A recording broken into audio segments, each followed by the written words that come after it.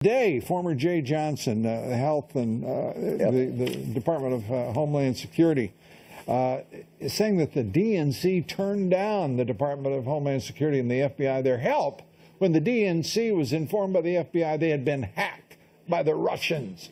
Well, you know, isn't that interesting? I know in my days as a prosecutor and as a judge and Chief Justice, normally when someone had a crime, they were the victim of a crime, they wanted law enforcement to come in and help them, with few exceptions. Especially when it's a national security issue. Yeah, and especially when we're talking about, you know, their whole essence on through the internet, and especially when we know, as we do now, that the head of the CCC had hired, or the DNC had hired one of the Awan brothers from Pakistan, and apparently they're under investigation.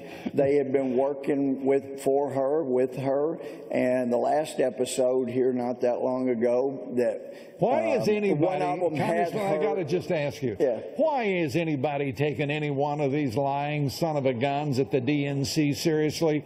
And why would the FBI and the Department of Homeland Security not insist that they get into those servers and start acting in the national interest and protecting the country? Well, I don't know, but I think the better question is, why would they not invite them in?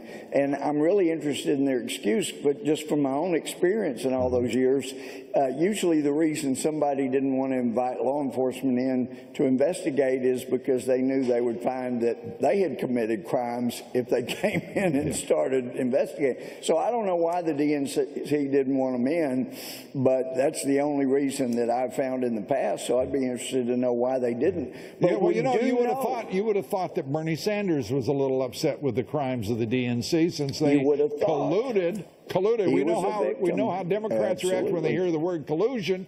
Colluded to deny him their party's nomination. Exactly. But now the collusion is mainly has been in the Department of Justice, is where we're finding